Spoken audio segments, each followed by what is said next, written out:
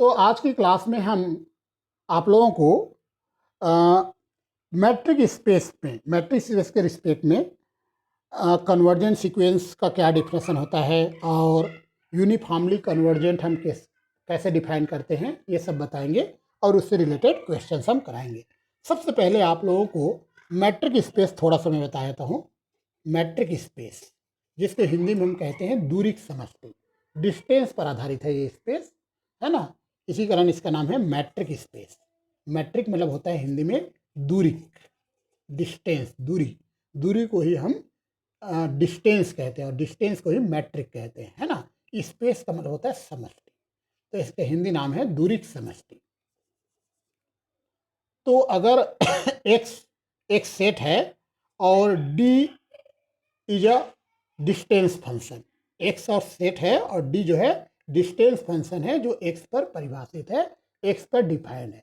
तो ये जो पेयर है एक्स डी पेयर, इस पेयर को मैं मैट्रिक स्पेस बोलना चाहता हूँ।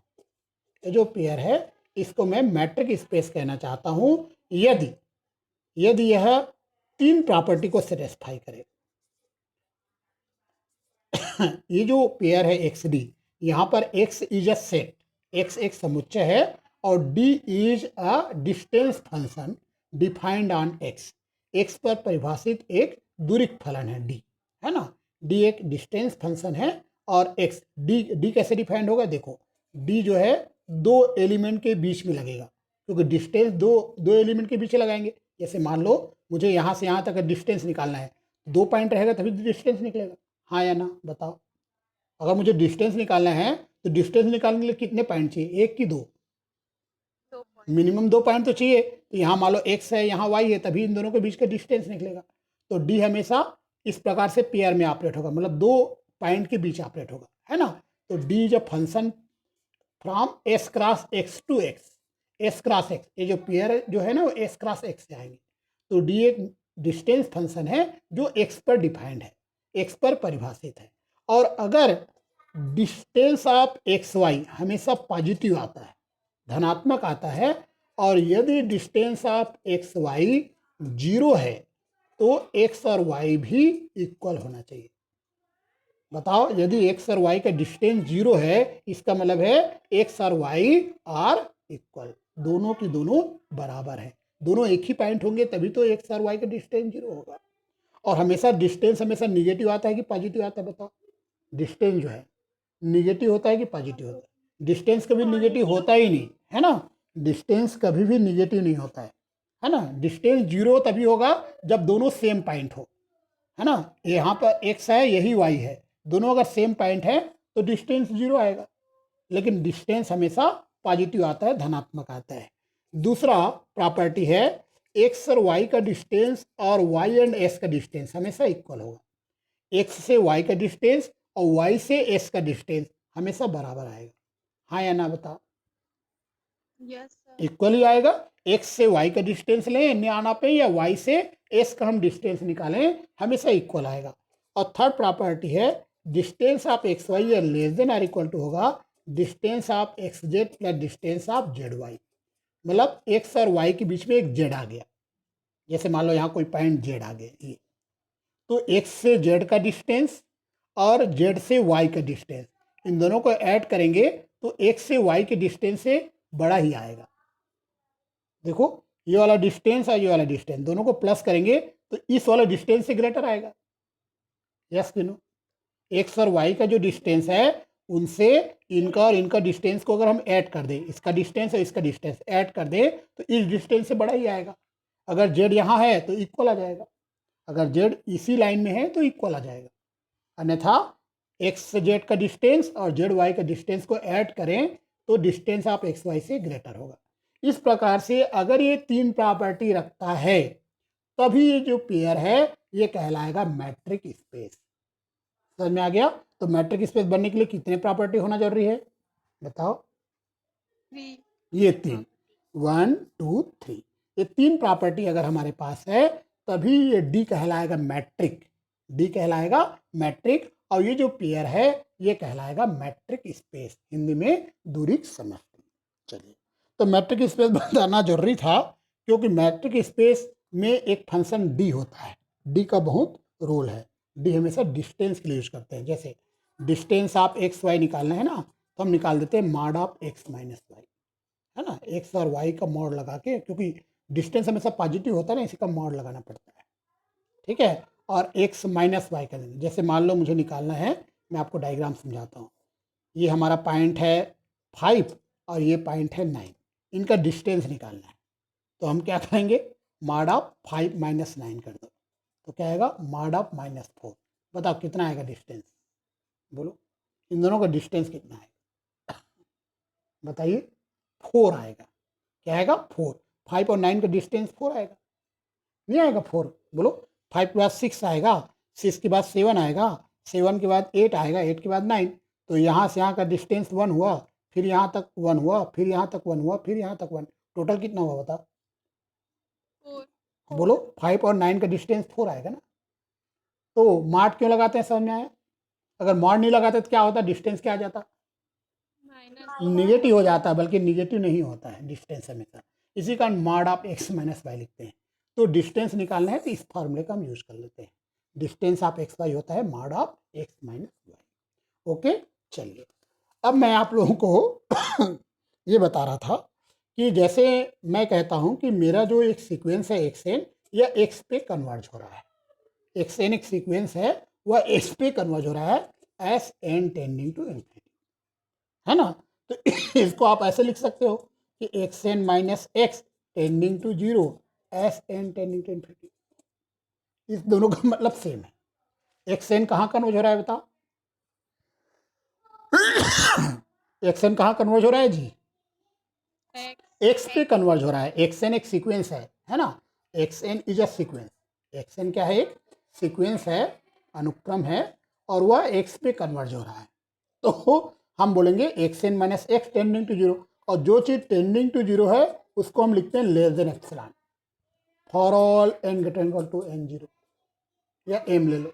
एम क्या है बताया था मैंने बोलो, यहाँ एन 0 लिखता था, एन 0 लिख के एम लिख दिया। एम क्या है वेरी गुड। अगर एम नहीं लिखना है तो एन 0 भी लिख सकते हो। M is a field natural number, field natural number एक स्थिर प्राकृतिक संख्या है। जरूरी नहीं ऐसे लिखना, आप ऐसे भी लिख सकते हो, x n minus x less than epsilon for all n greater equal to n 0। M न लेके एन 0 भी लिख सकते हो।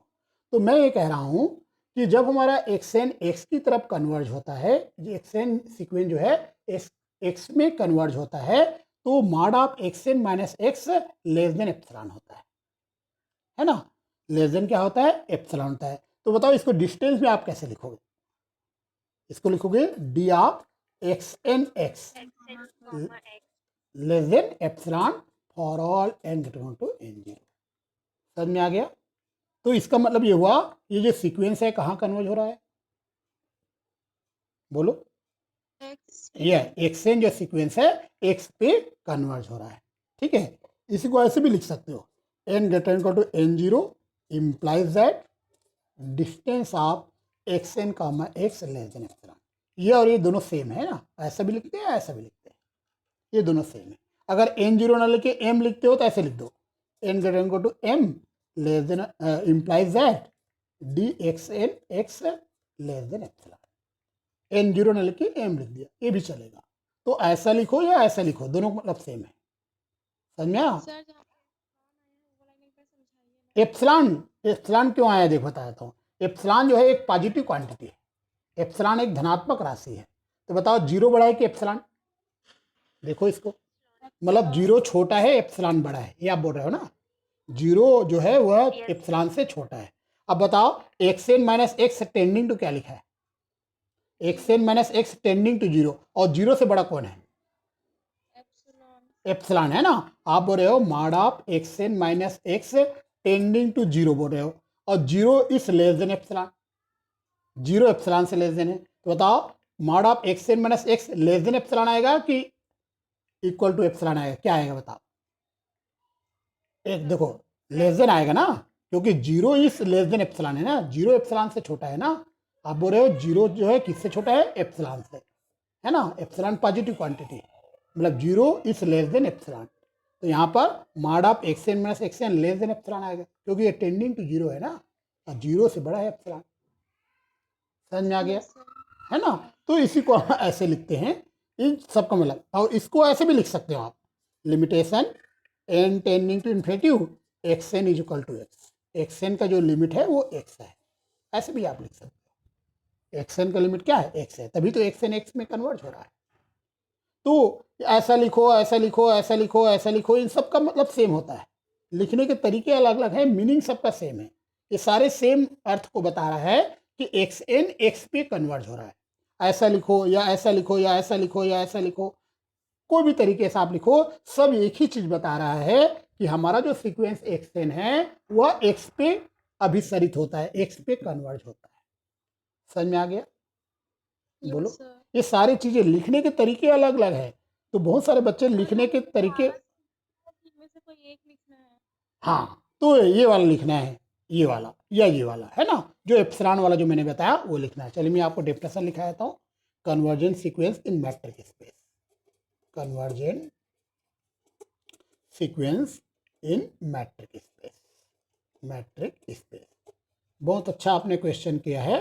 आपका कहना यह है कि हमें कौन सा डेफिनेशन लिखना चाहिए, है ना, बहुत सारे आपने बता दिया कौन सा लिखना चाहिए, तो आपको कौन सा लिखना चाहिए बता देता हूँ।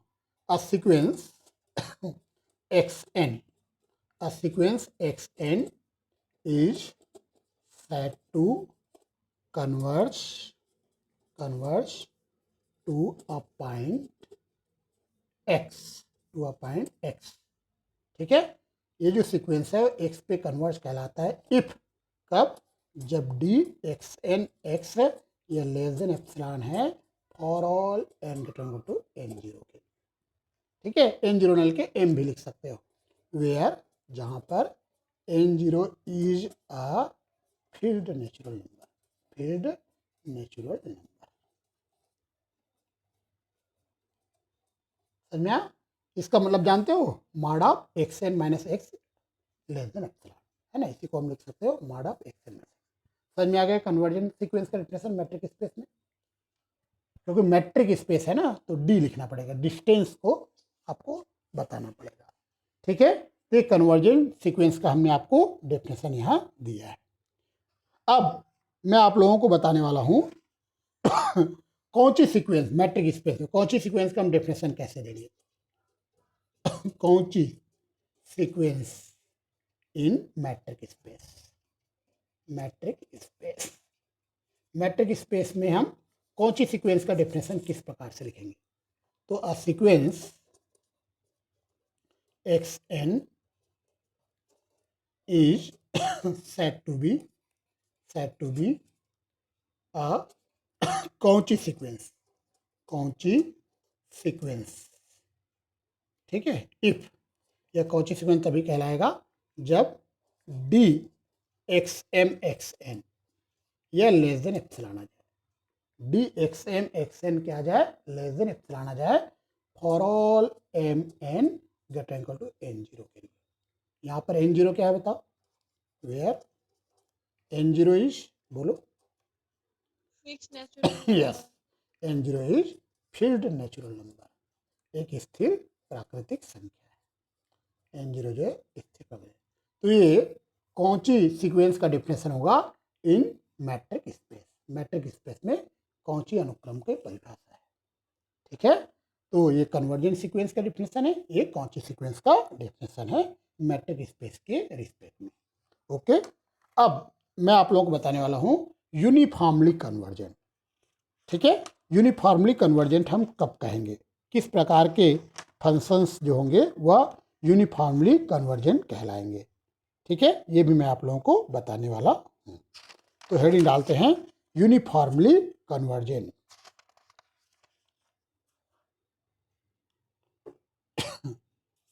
Uniform convergence, convergence uniform convergence of sequence, uniform convergence of sequences, अनुक्रम का एक समान अभिसरण, uniform convergence of sequences, uniformly convergence कब कहलाएगा?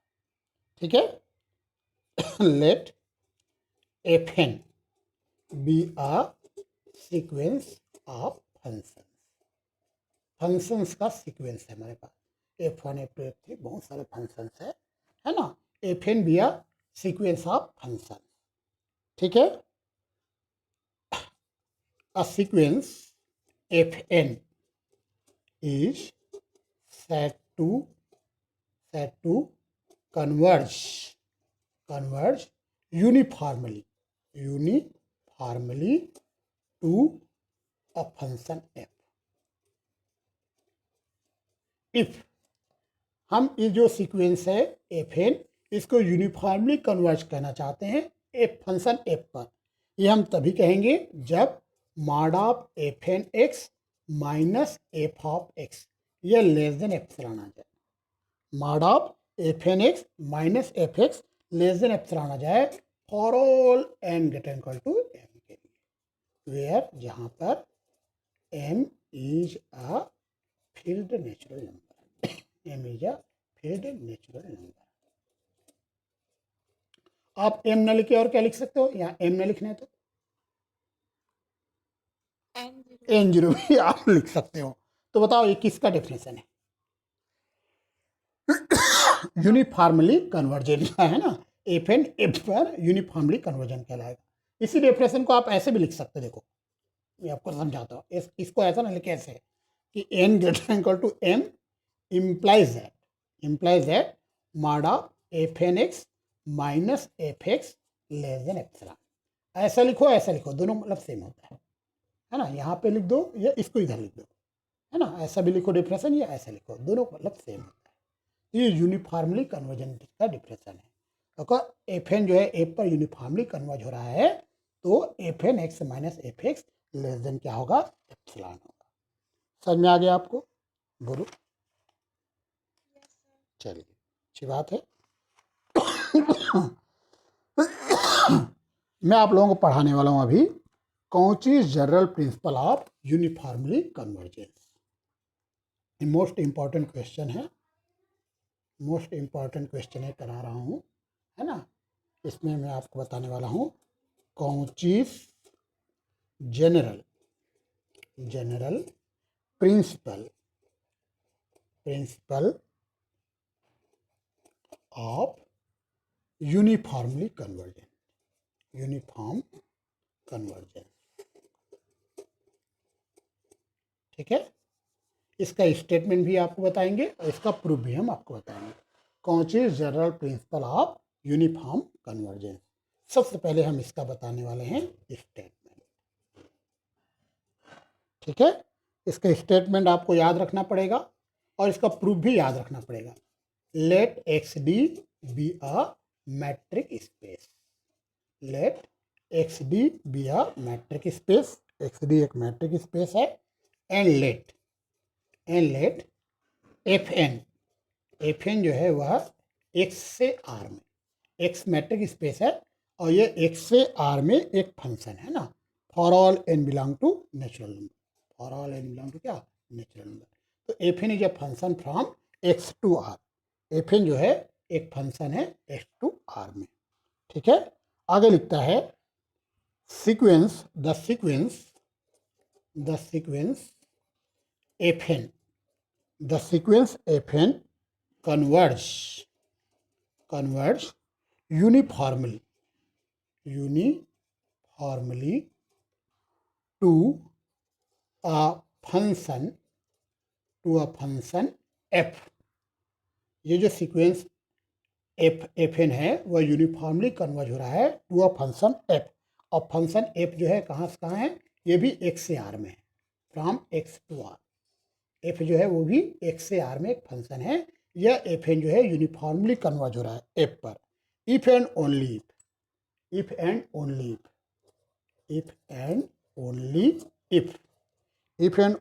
If for every epsilon greater than zero, for every epsilon greater than 0 there exists a positive integer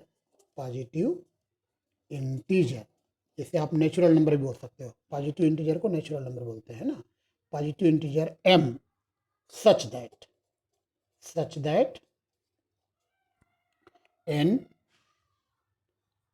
that n p greater than or equal to m implies that mod of fn x minus fpx less than epsilon। तो इसमें एक बार हमें F n को uniformly converge मान के चलना है F पर, और ये रिजल्ट प्रूफ करना है। फिर ये रिजल्ट हम मान के चलेंगे और एफ एन को हम एफ पर यूनिफॉर्मली कन्वर्जन प्रूफ करेंगे, क्योंकि क्वेश्चन स्टेटमेंट में इफ एंड ओनली इफ लिखा है। इफ एंड ओनली इफ दिख रहा है आपको? इफ एंड ओनली इफ लिखा हुआ दिख रहा है आपको? बोलो। तो हम इसका प्रूफ देंगे। आपको स्टेटमेंट अच्छे से याद रखना है, स्टेटमेंट याद करना ही पड़ेगा। अब हम सबसे पहले एफ एन को यूनिफॉर्मली कन्वर्ज मान के चलेंगे एफ पर, फिर ये रिजल्ट प्रूफ करेंगे, फिर ये रिजल्ट लेकर चलेंगे और एफ एन को एफ पर यूनिफॉर्मली कन्वर्जन हम प्रूफ करेंगे। सर यहाँ पे आर क्या चीज है? R set of real numbers, R जो है वो सेट ऑफ क्या है? रियल नंबर है ना। तो हम इसका प्रूफ स्टार्ट करते हैं।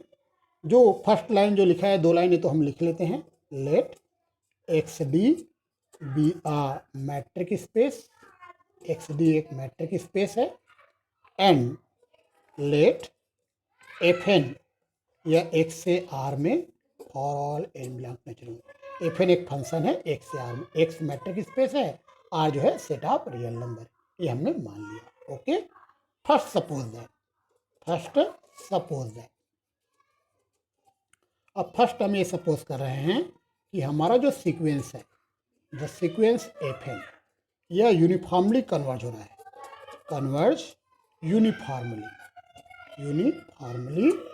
To a function f. हमारा जो सीक्वेंस है एफ एन जो है वह एफ पर क्या हो रहा है? यूनिफॉर्मली कन्वर्ज हो रहा है। बताओ देन, तब जब एफ पर यूनिफॉर्मली कन्वर्ज हो रहा है तो यूनिफॉर्मली कन्वर्जन का डेफिनेशन देख लेते हैं। ध्यान दो, मैंने मान लिया है कि ये जो सीक्वेंस है वह एफ पर यूनिफॉर्मली कन्वर्ज हो रहा है। अब मुझे ये रिजल्ट प्रूफ करना है, ये तो मैंने मान लिया। अब यहाँ क्या लिखा है? पढ़ो क्या लिखा है। अब ये नीचे वाला रिजल्ट प्रूफ करना पड़ेगा ना। मैंने एफ एन को एफ पर यूनिफॉर्मली कन्वर्ज मान लिया। एफ फंक्शन है फ्रॉम एक्स टू आर, है ना, f is a function from x to R, है ना, और एफ एन जो है एफ पर यूनिफॉर्मली कन्वर्ज हो रहा है। तो बताओ यूनिफॉर्मली कन्वर्जन का डिफरेंशन क्या कहता है? मैं दिखाया था, ये देखो क्या आएगा। यूनिफॉर्मली कन्वर्जन का डिफरेंशन बताया था अभी, क्या आएगा बताओ। एन ग्रेटर टू एम क्या इंप्लाई करेगा? बोलो।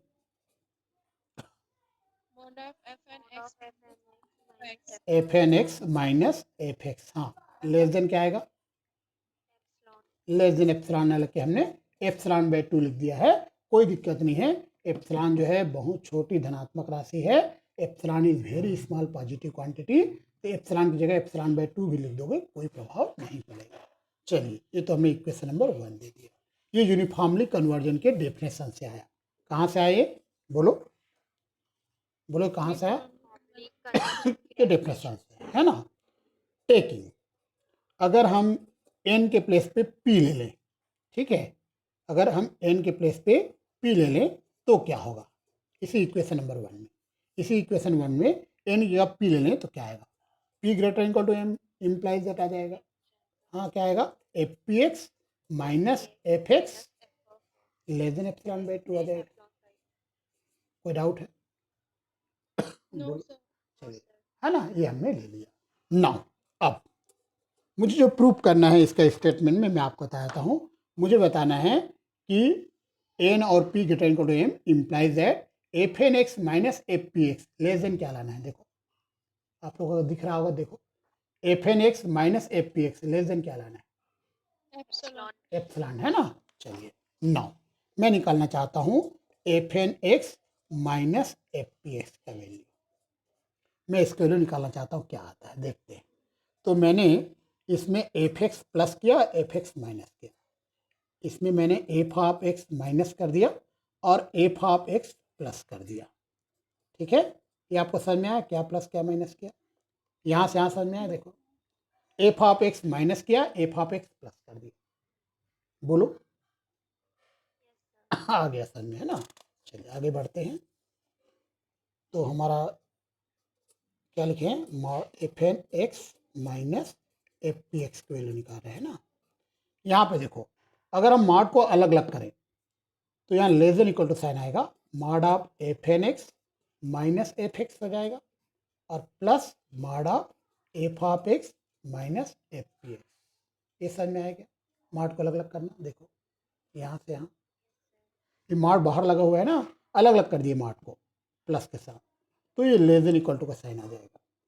ठीक है, तो आगे हम बढ़ते हैं। Mod of f n x minus f x, चूँकि ये मॉड के अंदर है तो इसको आप पलट सकते हो, मतलब इसको आप लिख सकते हो F p x minus f of x, है ना। इसको इधर लिख सकते हो क्योंकि मॉड के अंदर है। मॉड के अंदर मतलब पॉजिटिव क्वांटिटी है, तो इसको आप ऐसे लिख सकते हो। पता है आप लोग लिख सकते हो, मॉड के अंदर है तो। चलिए अब आप इक्वेशन नंबर 1 और इक्वेशन नंबर 2 आप देखिए। इक्वेशन नंबर 1 और इक्वेशन नंबर 2 मैं आपको दिखाता हूँ, शायद आपको जल्दी से दिख जाएगा। इक्वेशन नंबर 1 और इक्वेशन नंबर 2 देखो, दिख रहा है कि इक्वेशन 1 और 2, देखो 1 और 2 दोनों दिख रहा है। तो बताओ इक्वेशन नंबर 1 से ये किससे लेस देन है, 1 देखो यहाँ लेस देन साइन आएगा ना, लेस देन आएगा epsilon by 2 plus equation number 2 से बताओ ये किससे लेस देन है, ये भी एप्सिलॉन बाई 2 से लेस देन है। लेकिन यहाँ लिखा है n greater equal to m, यहाँ लिखा है p greater equal to m, है ना। तो आपको लिखना पड़ेगा for all n p greater equal to m. यहाँ लिखा है देखो n greater equal to m equation 1 में, और यहाँ लिखा है p greater equal to m, लिखा है, दिख रहा है आपको, बोलो। तो क्या आएगा, एन और p greater equal to m, है ना। तो बताओ mod of f n x minus f p x क्या आएगा, लेस देन, दोनों का ऐड करो, लेस देन एप्सिलॉन आ जाएगा और all n p greater equal to m. इसी को आप ऐसे भी लिख सकते हो, इसी को n p greater equal to m implies that mod of f n x minus f p x less than epsilon, है ना। ऐसा लिखो या ऐसा लिखो, दोनों मतलब सेम होता है। क्या हमें यही प्रूव करना था, स्टेटमेंट देखिए, ये देखिए, ये देखिए स्टेटमेंट दिख रहा है आपको, यही हमें प्रूव करना था, ये हमें प्रूव किया है, ये देखो। तो हमने प्रूव कर दिया है जो हमें चाहिए था। अब इसका कन्वर्स पार्ट करेंगे, ये हम मान के चलेंगे और एफ एन को एफ एक्स पर यूनिफॉर्मली कन्वर्ज बताएंगे। हाँ कहिए, जब मॉड अलग किए हैं तो फिर लेस देन इक्वल टू का साइन क्यों आया, चलिए हम आपको बताते हैं। आपको यहाँ पर डाउट है और बिल्कुल होना चाहिए डाउट, मैं आप लोगों को बता देता हूँ। ये देखिए, जैसे कि मान लो मैं लिख रहा हूँ mod of a plus b और मैं लिख रहा हूँ mod of a plus mod of b, बताओ क्या ये दोनों इक्वल होगा, अगर हाँ तो हाँ बोलना, या ये वाला छोटा होगा mod of a plus mod of b से, बताइए ये वाला रिजल्ट लागू होगा कि वाला, कौन सा लागू होगा, आपको क्या लगता है, फर्स्ट वाला कि सेकंड वाला, सेकंड वाला लेस देन भी हो सकता है, इक्वल टू हो सकता है। एग्जाम्पल देते हैं, मान लो ए की वैल्यू 2 है और बी की वैल्यू -3 है, सपोज की बात है, कुछ भी वैल्यू ले सकते हैं अपन, एक वैल्यू लेके देखते हैं क्या आता है। बताओ अगर ए 2 है बी -3 है तो बताओ ए प्लस बी क्या आएगा, बोलो ऐड करो, -1 आएगा। ओके, तो अगर मैं ए का मान निकालूं 2 आएगा, अगर मैं बी का मान निकालूं तो 3 आएगा, ए का मान 2 आएगा और ए प्लस बी का मान निकालूं तो 1 आएगा, हाँ या ना, आएगा। ए का मान निकालूं 2 आएगा, बी का मान 3 आएगा और ए प्लस बी का मान 1 आएगा। तो हम देख रहे हैं ए प्लस बी का जो मॉड है ये छोटा होगा mod of a plus mod of b. देखो इन दोनों को ऐड करोगे 5 आ जाएगा, इसका वैल्यू तो 1 है, बताइए हाँ या ना, है ना। अगर हम दोनों को पॉजिटिव वैल्यू ले लें, मान लो A2 ले लें और B3 ले लें, दोनों अगर पॉजिटिव ले लें तो बताओ A प्लस बी क्या होगा, 5 होगा। बताओ मॉड ऑफ ए क्या आएगा, 2 आएगा, मॉड ऑफ बी क्या आएगा, 3 आएगा। इस केस में mod of a plus b क्या आएगा बताओ, इस केस में mod of a plus b 5 आएगा, है ना। तो mod of a plus b का वैल्यू इन दोनों को ऐड करने के, मतलब यहाँ पर mod of a plus b या इक्वल आएगा mod of a plus mod of b के, हाँ या ना, ये वाला केस में। तो इक्वल भी हो सकता है या लेस देन भी हो सकता है, इसी कारण ये वाला रिजल्ट ट्रू है। एफएक्स ऐड भी किए थे और माइनस भी किए थे। हाँ, ये मैं समझाता हूँ। तो बताइए आपको क्या लगता है, ये रिजल्ट ट्रू है कि ये वाला रिजल्ट ट्रू है? इस एग्जाम्पल से, इन दोनों एग्जाम्पल से देख के समझा, इन दोनों एग्जाम्पल को लेके समझिए। तो बताओ फर्स्ट वाला ट्रू लग रहा है कि सेकंड वाला ट्रू लग रहा है? सेकंड वाला 100% ट्रू है, ये तो आपने समझ गए, है ना। अब मैं अपने क्वेश्चन में आता हूँ। चलिए, तो आपने एक तो बात हमेशा स्वीकार कर लिया कि mod of a plus b हमेशा छोटा होगा या बराबर होगा mod of a plus mod of b से। इस बात को आपने स्वीकार कर लिया है। ओके, अब मैं ए की जगह ले रहा हूँ, ए की जगह मैं ले रहा हूँ f n x minus f x, और बी की जगह मैं लिख रहा हूँ f x minus f p x. ठीक है, ए की जगह मेरा f n x minus f x है और बी की जगह है f x minus f p x. तो mod of f n x minus f x plus f x minus f p x, बताइए लेस देन इक्वल टू क्या आएगा? Mod को अलग अलग करें तो mod of a plus mod of b है ना, तो क्या आएगा? लेस देन इक्वल टू आएगा, इक्वल टू आएगा? बोलो, अगर हम मॉड को अलग अलग करें, मतलब mod of f n x minus f x लिखें, फिर f of x minus f p x लिखें। ये हमारा ए है, ये हमारा बी है, इसको हमने ए कहा, इसको बी। ये हमारा ए है, ये हमारा बी है, तो लेस देन इक्वल टू का साइन आएगा ना। Yes sir. अभी तक समझ में नहीं आया आपको कि आ गया? हाँ क्या सर? आ गया। तो जब इसको यहाँ मार्ट बाहर था ना, मार्ट को अलग अलग करेंगे तो लेस देन इक्वल टू का साइन आएगा ना, इससे यहाँ से यहाँ जाएंगे तो। ठीक है, तो यही बात मैंने यहाँ पे बताया है, यही बात मैंने यहाँ पे आपको बताया है। समझ में आया? यहाँ less than equal to sign क्यों आया था? Yes sir. आ गया समझ में? हाँ या ना बोलो। Yes sir. आ गया ना। चलिए, तो ये लेस देन इक्वल टू का जो साइन आया था ये आपको समझ में आ गया। फिर मैंने क्या किया ये मॉड के अंदर है, इसी कारण F p x minus f x लिख दिया, क्योंकि ये मॉड के अंदर है ना, ये मॉड के अंदर है, इसी कारण इसको मैंने इस प्रकार से लिख दिया। अब ये एप्सिलॉन बाय 2 से लेस देन है इक्वेशन नंबर 1 से, ये भी एप्सिलॉन बाय 2 से लेस देन है इक्वेशन नंबर 1 से, दोनों को ऐड करेंगे तो एप्सिलॉन आ गया। इसी को आप ऐसे लिख सकते हो। तो ये हमने को जो प्रूव करना था ये हमने कर लिया। अब इसका कन्वर्स पार्ट करते हैं। Conversely suppose that, conversely suppose that, अब हम ये जो प्रूफ किए हैं वो हम मान के चलेंगे, मतलब n p greater equal to m implies that mod of f n x minus f p x या लेस देन एप्सिलॉन। ये हमने सपोज कर लिया, इसे इक्वेशन नंबर देते हैं 3। चलिए, ये हमने सपोज कर लिया। अब प्रूफ क्या करना है बताइए? ये देखिए स्टेटमेंट देख लीजिए, ये हमने सपोज कर लिया ये वाला। अब हमें प्रूफ करना है जो हमारा सीक्वेंस एफ एन है वह एफ पर यूनिफॉर्मली कन्वर्ट होता है ना, एफ एन जो है एफ पर यूनिफॉर्मली कन्वर्ट होता है, ये बताना है। ये हमने सपोज कर लिया है। ये समझ में आ गया आपको? बोलो। ठीक है, तो हमने इसे इक्वेशन नंबर 3 दिया है और हमने ये सपोज कर लिया है। ओके, हम आगे लिखते हैं वी नो दैट, हम जानते हैं कि the sequence of real number, sequence of real number का जो सीक्वेंस होता है, सीक्वेंस ऑफ रियल नंबर, ठीक है, हमने क्या कहा? We know that the sequence of the कौन सी sequence of real number, sorry sequence नहीं, कौन सी सीक्वेंस ऑफ रियल नंबर, कौन सी, मैं फिर से लिख देता हूँ आपके लिए। ये बताओ, सबसे पहले ये बताइए कि ये जो इक्वेशन नंबर 3 आपको दिख रहा है किसका डेफिनेशन है? कौन सा सीक्वेंस का डेफिनेशन है? कन्वर्जेंट सीक्वेंस का कि कौन? नहीं, ये यूनिफॉर्मली कन्वर्जेंट का नहीं है। यूनिफॉर्मली कन्वर्जेंट का डेफिनेशन मैं आपको दिखाया था, ये यूनिफॉर्मली कन्वर्जेंट सीक्वेंस का ये डेफिनेशन है, ये है ना, एफ एन एक्स एफ पर कन्वर्ज होगा जब ये यूनिफॉर्मली कन्वर्जेंस, हेडिंग डाला है देखो, यूनिफॉर्मली कन्वर्जेंस ऑफ सीक्वेंस। ये कौन सी सीक्वेंस का डेफिनेशन है? किसका डेफिनेशन है? कौन सी सीक्वेंस? देखो f n x minus f x less than epsilon आ रहा है ना, तो आप लिख सकते हो this shows that the sequence f n x का जो सीक्वेंस है ये कौन सा सीक्वेंस है बताओ? इज कौन सी सीक्वेंस? इज अ क्या, Cauchy sequence is a Cauchy sequence, is a Cauchy sequence. ये कौची सीक्वेंस का डेफिनेशन है। ओके, ये किसका डेफिनेशन है बताओ, कौची सीक्वेंस का।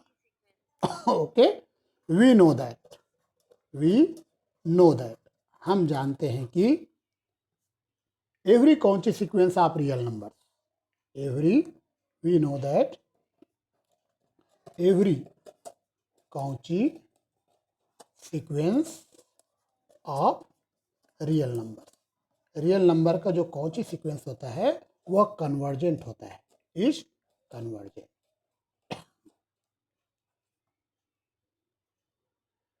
बताइए कौन सी सीक्वेंस है f n x, equation number 3 से हम बोल रहे हैं कि कौन सी सीक्वेंस है, और कौन सी सीक्वेंस क्या होता है बताओ, इस रिजल्ट को पढ़ो। एवरी कौन सी sequence of real number is convergent, कौन सी सीक्वेंस इज क्या, कन्वर्जेंट, तो ये भी कन्वर्जेंट होगा, हाँ या ना, है ना। तो हम बोल सकते हैं thus the Cauchy sequence, the Cauchy sequence f n x, ये जो Cauchy sequence f n x है यह भी कन्वर्जेंट होगा, विल बी कन्वर्जेंट। ठीक है, ये जो कौची सीक्वेंस है वह भी कन्वर्जेंट होगा, कन्वर्जेंट होगा मतलब कोई ना कोई पॉइंट पे कन्वर्ज होगा, तो हम मान लेते हैं कि वह एफ एक्स पे कन्वर्ज हो रहा है। कहाँ कन्वर्ज हो रहा है, एफ एक्स पे। ये जो कौची सीक्वेंस है कन्वर्जेंट हो रहा है कहाँ पर, एफ एक्स पे। दैट इज हम ये बोल रहे हैं कि अगर हम लिमिट लगाएं एफ एन एक्स में तो हमारा आंसर एफ एक्स आएगा। कहाँ पे कन्वर्ज होता है मान रहे हैं अपन, बोलो। ये जो कौची सीक्वेंस है कन्वर्जेंट क्यों हुआ, सबसे पहले ध्यान दो, हमने इक्वेशन नंबर 3 को सपोज किया है, तो ये कौची सीक्वेंस का डेफिनेशन है। ये किसका डेफिनेशन है, कौची सीक्वेंस। तो ये बताता है कि हमारा जो एफ एन एक्स है वह कौची सीक्वेंस है, और कौची सीक्वेंस कन्वर्जेंट होता है। कौची सीक्वेंस क्या होता है, कन्वर्जेंट। इसका मतलब है कि ये जो सीक्वेंस है वो कन्वर्जेंट होगा, है ना। तो ये कन्वर्जेंट कहाँ हो रहा है, एफ एक्स पे, एफ एक्स पे कन्वर्ज हो रहा है। जब एफ एक्स पे कन्वर्ज हो रहा है तो इसका लिमिट क्या आएगा बताओ, एफ ऑफ एक्स आएगा, हाँ या ना। भाई एफ एक्स पे कन्वर्ज हो रहा है तो इसका लिमिट क्या आएगा, एफ ऑफ एक्स आएगा। अब हम आते हैं इक्वेशन नंबर 3 में। Now now now from equation number 3, equation 3 आपको दिखाई दे रहा होगा, देखो दिख रहा है स्क्रीन में इक्वेशन 3, है ना। यहाँ पर लिखा हुआ है mod of f n x minus f p x, ये लेस देन एप्सिलॉन लिखा हुआ है, देखो दिख रहा है, बोलो यार। और यहाँ पे लिखा है for all n p greater equal to m, ऐसे लिखा हुआ है, हाँ या ना। इक्वेशन 3 है ना, ठीक है। तो ये हमने इक्वेशन नंबर 3 का को लिखा है। अब हम यहाँ पे लगाने वाले हैं limit n tending to infinity, taking limit n tending to infinity, n को इन्फाइनाइट की तरफ ले रहे हैं, तो limitation n tending to infinity mod of f n x minus f p x less than epsilon. चूंकि एन को infinite की तरफ ले लें तो for all p greater equal to m आएगा, एन तो इन्फाइनाइट की तरफ चला गया, है ना। तो यहाँ पे लिखेंगे for all p greater equal to m. बताओ हमने इसमें लिमिट लगा दिया एन टेंडिंग टू इन्फिनिटी। अब बताओ लिमिट कहाँ लगेगा, यहाँ की यहाँ, कहाँ एन आपको दिख रहा है, यहाँ की यहाँ, यहाँ एफ एन एक्स है, यहाँ एफ पी एक्स है, एफ एन एक्स में लिमिट जरूर लगेगा, है ना। तो लिमिट को अंदर ले जाते हैं, तो limitation n tending to f n x minus f p x less than epsilon for all p greater equal to m. ये बताओ इक्वेशन नंबर 4 से इसका वैल्यू क्या है, इक्वेशन 4 देख लो, ये इक्वेशन 4, इक्वेशन नंबर 4 आप देखो, इसका वैल्यू बताओ,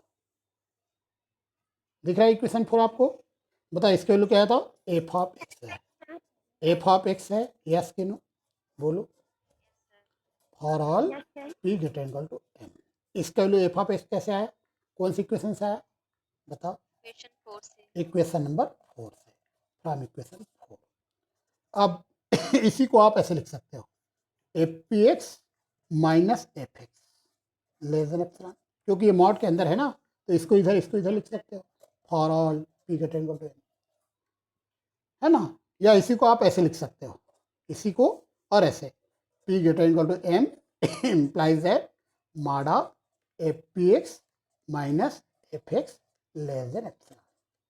ये और ये दोनों का मतलब सेम है, ऐसा लिखो या ऐसा लिखो, दोनों का मतलब सेम होता है, ठीक है। या इसी को आप ऐसे भी लिख सकते हैं, देखो इसी को अगर P की जगह N लिख दे, या P की जगह N आ जाएगा, P की जगह क्या आ जाएगा N, N greater equal to M, बताओ क्या आएगा अगर P की जगह N लिखो तो क्या आएगा, FN(x) माइनस FX। ये तीनों सेम है ना। इसी को ऐसे लिखते हैं, P की जगह N लिख देंगे, यहाँ P की जगह N आएगा। बताओ ये किसका डेफिनेशन है, याद करो, मैंने आप लोगों को यूनिफॉर्मली कन्वर्जेंस का डेफिनेशन बताया। तो हमारा FN जो सीक्वेंस है वह FX पर यूनिफॉर्मली कन्वर्ज हो रहा है, यस कि नो। यहाँ लिखना पड़ेगा, यहाँ लिखना पड़ेगा this shows that this shows that the sequence FN converge uniformly to a function f, क्या हमें यही प्रूव करना था, बताइए। इस प्रकार से ये आपका थ्योरम कंप्लीट होता है। इसका नाम था Cauchy's general principle of uniform convergence. Exam में आएगा, बना लोगे। चलिए, अब मैं आप लोगों को कुछ और थ्योरम कराने वाला हूँ। सबसे पहले मैं आप लोगों को एक थ्योरम कराने वाला हूँ जिसका नाम है एमेन टेस्ट। इसकी जरूरत भी पड़ेगी आगे, तो इसका स्टेटमेंट भी आप याद रखो, इसका प्रूफ भी याद रखो, और इसका यूज भी आपको बताएंगे, इसकी एप्लीकेशन पार्ट भी हम आपको बताएंगे, इस एमेन टेस्ट का क्या यूज है ना। सबसे पहले हम इसका देते हैं statement.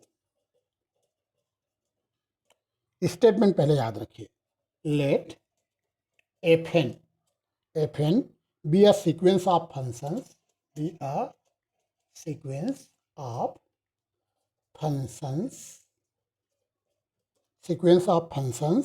defined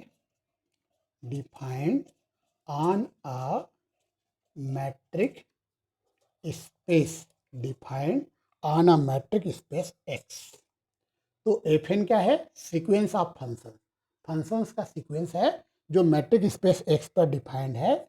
late limitation n tending to infinity FN(x) is equal to f of x, ठीक है। FN(x) इज इक्वल टू क्या, FN(x) का लिमिट दिया है f of x for all x belong to capital X, ठीक है।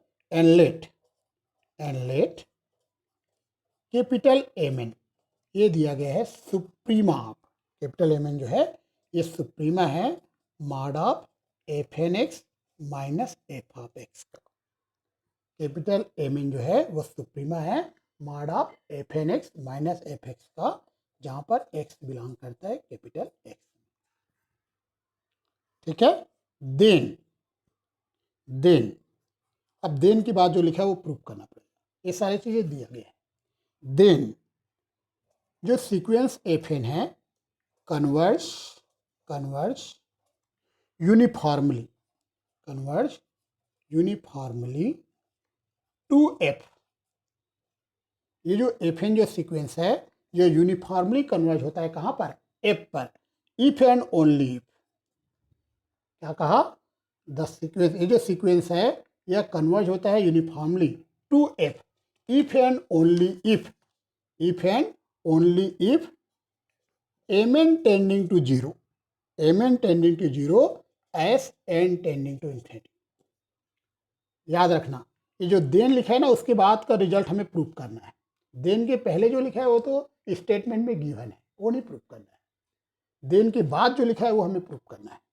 अब यहाँ पर देखो, हमें एक बार FN को यूनिफॉर्मली कन्वर्ज मानना है f पर, और ये रिजल्ट प्रूव करना है। फिर एक बार ये रिजल्ट मान के चलेंगे और FN को यूनिफॉर्मली कन्वर्ज प्रूव करेंगे।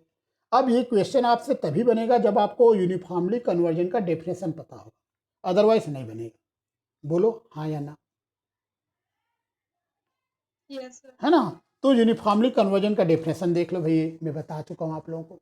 यूनिफॉर्मली कन्वर्जन का डेफिनेशन पता है आप लोगों को, बता चुका हूँ, हाँ कि ना? या तो ये वाला याद रखो या ये वाला, दोनों सेम है, ऐसा लिखो या ऐसा लिखो। तो mod of f n minus f x less than क्या होगा, बोलो? लेस देन एप्सिलॉन होगा for all n greater to m के लिए। यहाँ पर एम जो है फिक्स नेचुरल नंबर है, ठीक है? तो ये किसका डेफिनेशन है बताओ? यस, ये यूनिफॉर्मली कन्वर्जन का डेफिनेशन है। आप ऐसा भी याद कर सकते हो, ऐसा नहीं तो ऐसा याद कर सकते हो। तो आपको इसको याद रखना है, यूनिफॉर्मली कन्वर्जन का डेफिनेशन, तभी एक क्वेश्चन आपसे बनेगा, ठीक है? तो चलिए, तो एक बार हमें एफ एन को यूनिफॉर्मली कन्वर्ज लेना है एफ पर, फिर ये रिजल्ट प्रूव करना है, फिर ये रिजल्ट लेके चलना है और यूनिफॉर्मली कन्वर्जन प्रूव करना है। तो मैं इसका प्रूफ स्टार्ट करता हूँ आप लोगों के लिए। सबसे पहले जब इसका हम प्रूफ स्टार्ट करते हैं तो स्टेटमेंट में जो जो चीज़ दिया गया है उसको हम एक बार फिर से लिख लेते हैं प्रूफ में, है ना?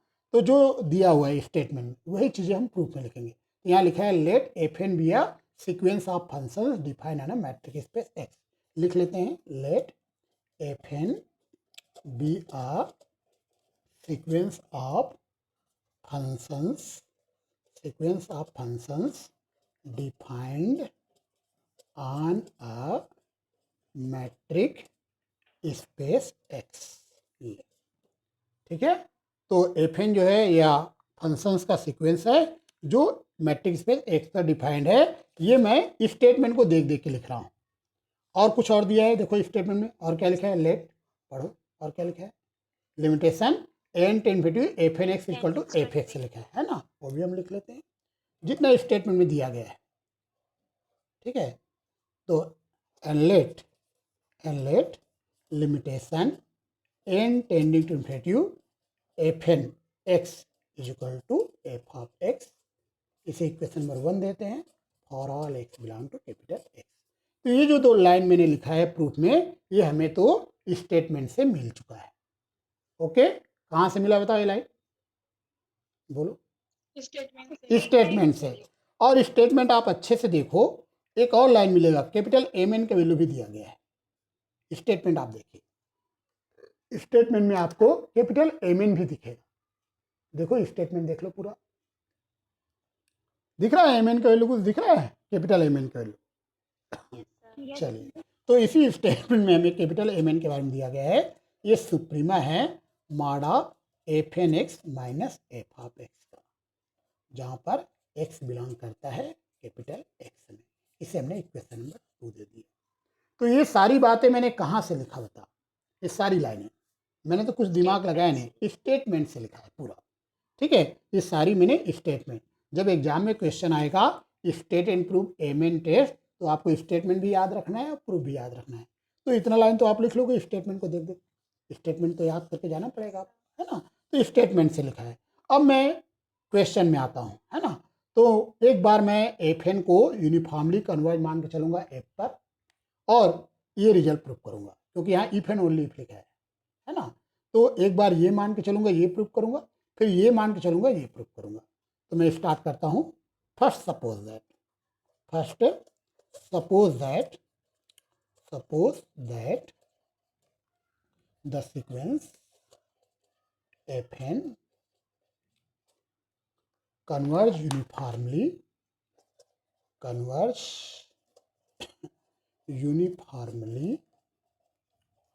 to f, ठीक है? ये मैंने मान लिया, ठीक है? इसी स्टेटमेंट का पार्ट है f n converge uniformly to f, इतना मान लिया। अब प्रूफ क्या करना है बताओ, ये तो मैंने मान लिया, प्रूफ क्या करना है? आप स्टेटमेंट देख लीजिए पूरा, ये बताइए प्रूफ क्या करना है? इफ एंड ओनली इफ के बाद प्रूफ करना है, क्या प्रूफ करना है बताइए? ये तो मैंने मान लिया f n converge uniformly to f, ये मैंने मान लिया। प्रूफ क्या करना है? Yes, m n tending to zero as n tending to, ये हमें प्रूफ करना है। M n tending to zero as n tending to, ये हमें प्रूफ करना है। चलिए, तो जैसे ही हमने ये माना, अब बताओ यूनिफॉर्मली कन्वर्जन का डेफिनेशन याद आ रहा होगा, ये आएगा mod of f n x minus f of x less than epsilon आएगा for all n greater to m के लिए। यहाँ पे एम क्या है बताओ, बताओ एम लिख लीजिए, एम फिर नेचुरल नंबर है ना? यहाँ पे लिख दीजिए where m is a fixed natural number, या पॉजिटिव इंटीजर भी लिख सकते हो, फिक्स्ड नेचुरल नंबर। आप लिख सकते हैं m is a positive integer, वो भी चलेगा। ठीक है, तो बताओ ये लाइन कहाँ से आया, बोलो ये लाइन कहाँ से आया, बताइए। यूनिफॉर्मली कन्वर्जन के डेफिनेशन से आया है। चलिए क्वेश्चन नंबर 3 दे दो इसको, बोलो। चलिए आगे बढ़ते हैं। ठीक है, दिस इम्प्लाइज, अब बताओ यहाँ पे आप देखो यह जो क्वांटिटी है वो लेस देन एप्सिलॉन है। ठीक है, जो लेस देन एप्सिलॉन होता है वो टेंडिंग टू जीरो होता है, सब जानते हो। जो लेस देन एप्सिलॉन होता है टेंडिंग टू क्या होता है, जीरो होता है, हाँ या ना, बोलो। तो आप बोल सकते हो कि mod of f n x minus f x ये टेंडिंग टू जीरो आएगा, as n tending to infinity. बोलो, इसका और इसका मतलब सेम होता है, बता चुका हूँ मैं। जो चीज़ लेस देन एप्सिलॉन है वो टेंडिंग टू जीरो होगा, जो टेंडिंग टू जीरो है वही लेस देन एप्सिलॉन होता है। पता है क्या आप लोगों को, इसका और इसका मतलब सेम है। ठीक है, तो जब ये टेंडिंग टू जीरो है तो इसका जो सुप्रीमा है वह भी टेंडिंग टू जीरो आएगा। जब ये टेंडिंग टू जीरो है तो इसका जो सुप्रीमा है, इसका सुप्रीमा जहाँ पर एक्स बिलोंग करता है कैपिटल एक्स में, यह भी टेंडिंग टू क्या आएगा, जीरो। चूंकि ये टेंडिंग टू जीरो है, चूंकि ये टेंडिंग टू क्या है, जीरो है, इसी कारण इसका जो सुप्रीमा है वह भी टेंडिंग टू क्या आएगा, जीरो आएगा, एस एन टेंडिंग टू। अब मुझे बताओ ये किसका वैल्यू है, इक्वेशन नंबर आप देखो 2, इक्वेशन 2 देख लो और बताओ ये किसका वैल्यू है। तो आप बोल रहे हो कि m n tending to zero आएगा, एस एन टेंडिंग टू, क्या यही प्रूफ करना था। चलिए एक बार रिपीट करते हैं। हमने यहाँ पे सपोज कर लिया है कि एफ एन यूनिफॉर्मली कन्वर्ज है एफ पर, एफ एन जो है वह यूनिफॉर्मली कन्वर्ज एफ पर। तो ये लाइन आया है यूनिफॉर्मली कन्वर्जन के डेफिनेशन से। बताइए लाइन कहाँ से है, बताओ, बोलो। यूनिफॉर्मली कन्वर्जन के डेफिनेशन से आया है ना। यहाँ पर जो m है वह एक फिक्स्ड नेचुरल नंबर है, या आप बोल सकते हो एक पॉजिटिव इंटीजर है m। ठीक है, जो चीज़ लेस देन एप्सिलॉन होता है उसी को हम बोलते हैं वह टेंडिंग टू जीरो है। जो लेस देन एप्सिलॉन होता है उसको टेंडिंग टू क्या बोलते हैं, जीरो। समझ में आया, बोलो। यहाँ से समझ में आता है ना, इसी को ऐसे लिखते हैं ना। अब बताओ अगर ये टेंडिंग टू जीरो है तो इसका सुप्रीमा भी टेंडिंग टू जीरो आएगा, बोलो। जब ये खुद टेंडिंग टू जीरो है तो इसका सुप्रीमा टेंडिंग टू क्या आएगा, जीरो। इसका जो सुप्रीमा है उसी को इक्वेशन नंबर 2 में हमने एम एन कहा है। देखो इसका जो सुप्रीमा है इसको हमने क्या ना बोला है, इक्वेशन नंबर 2 आप देखो क्या बोला है, एम एन बोला है। तो m n tending to zero आ जाएगा। आया समझ में, हाँ कि ना।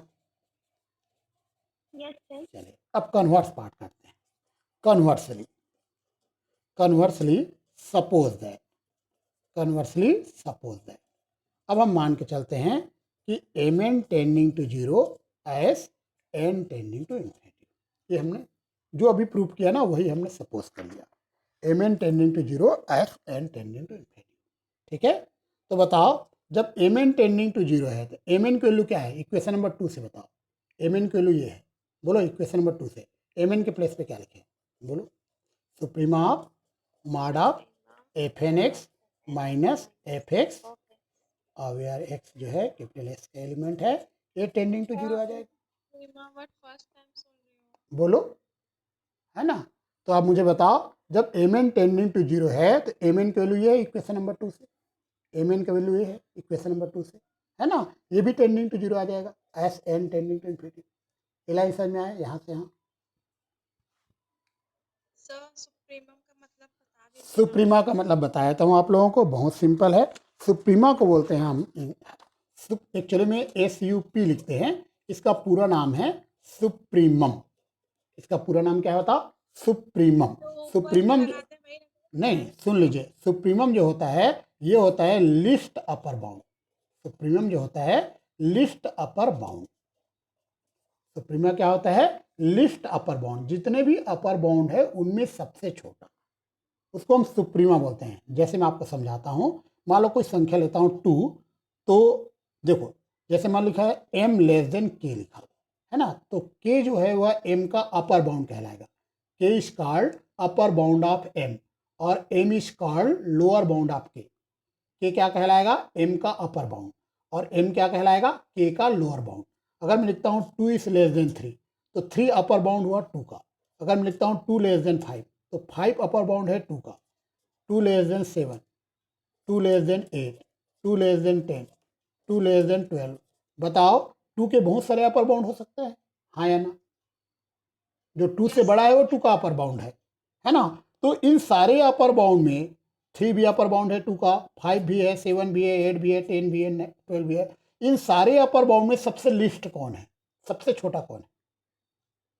ये सारे 2 के अपर बाउंड से सबसे छोटा कौन होता? 3। तो 3 कहलाएगा लिस्ट अपर बाउंड। क्या कहलाएगा? List upper bound. उसी लिस्ट अपर बाउंड को हम सुप्रीमम कहते हैं और शॉर्टकट में इसको SUP लिखते हैं। समझ में आया? तो सुप्रीमा क्या होता है बताओ? List upper bound. List upper bound मतलब अपर बाउंड तो होता है लेकिन वो सबसे छोटा अपर बाउंड होता है। समझ में आ गया? वैसे एक होता है इन्फीमम। इन्फीमम जो होता है ये ग्रेटेस्ट लोअर बाउंड होता है।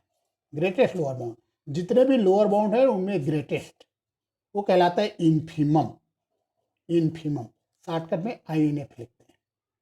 ग्रेटेस्ट लोअर बाउंड, जैसे एक एग्जांपल देता हूँ, 10 मान लिखा तो 10 के बहुत सारे लोअर बाउंड है। 9 भी 10 का लोअर बाउंड है, 7 भी 10 का लोअर बाउंड है, 2 भी 10 का लोअर बाउंड है, 1 भी 10 का लोअर बाउंड है, 5 भी 10 का लोअर बाउंड है। 10 के बहुत सारे लोअर बाउंड आपको दिख जाएंगे। 10 से छोटा है मतलब 10 के लोअर बाउंड है। अब बताओ इन सारे लोअर बाउंड में सबसे ग्रेटेस्ट कौन है? इन सारे लोअर बाउंड में 9। तो 9 कहलाएगा ग्रेटेस्ट लोअर बाउंड, उसी को हम बोलेंगे इन्फीमम। तो इन्फीमम क्या होता है? ग्रेटेस्ट लोअर बाउंड, और सुप्रीमम होता है लिस्ट अपर बाउंड। समझ में आया? बोलो। Yes sir. है ना? तो सुप्रीमा होता है लिस्ट अपर बाउंड और इन्फीमा होता है ग्रेटेस्ट लोअर बाउंड। तो यहाँ पर हम ये बोल रहे हैं एमएन का वैल्यू ये हमें दिया गया है क्वेश्चन में, है ना? स्टेटमेंट में दिया गया, इसी हमने इक्वेशन नंबर 2 कहा था। बोलो,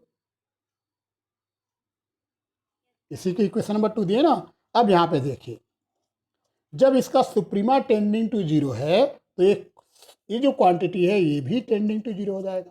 मतलब fnx माइनस fs का जो मॉड है ये भी टेंडिंग टू 0 होगा, क्योंकि इसका जो सुप्रीमम है वो टेंडिंग टू 0 है। इसी कारण ये क्वांटिटी भी टेंडिंग टू 0 होगा, Sn टेंडिंग टू इन्फिनिटी। ठीक है? क्योंकि इसका सुप्रीमम टेंडिंग टू 0 है, इसी कारण ये क्वांटिटी भी टेंडिंग टू 0 आएगा। अब बताओ जो टेंडिंग टू 0 है उसको क्या लिखते हैं? अभी थोड़ा पहले बताया था, लेस देन एप्सिलॉन लिखते हैं। लेस देन क्या लिखते हैं? एप्सिलॉन। तो mod of fnx minus fpx ये लेस देन एप्सिलॉन आएगा for all n equal to m के, है ना? Where m is a fixed natural number, जहाँ m एक स्थिर प्राकृतिक संख्या है या m एक पॉजिटिव इंटीजर भी लिख सकते हो। तो यहाँ से समझ में आता है? बोलो, टेंडिंग टू 0 इसी कारण लेस देन एप्सिलॉन लिखे, है ना? इसी को आप ऐसे भी लिख सकते हो कि n greater to m implies that mod of fnx minus fx less than epsilon. इसको और इसका मतलब सेम है, ऐसे लिखो या ऐसे लिखो, दोनों मतलब सेम है। बताइए किसका डेफिनेशन? इसका और इसका मतलब, यस, किसका डेफिनेशन है? Uniformly convergent. This shows that the sequence fn converge uniformly to f। ठीक है? क्या हमें यही प्रूफ करना था? तो हमें यही प्रूफ करना था। इस प्रकार से इस क्वेश्चन का प्रूफ कंप्लीट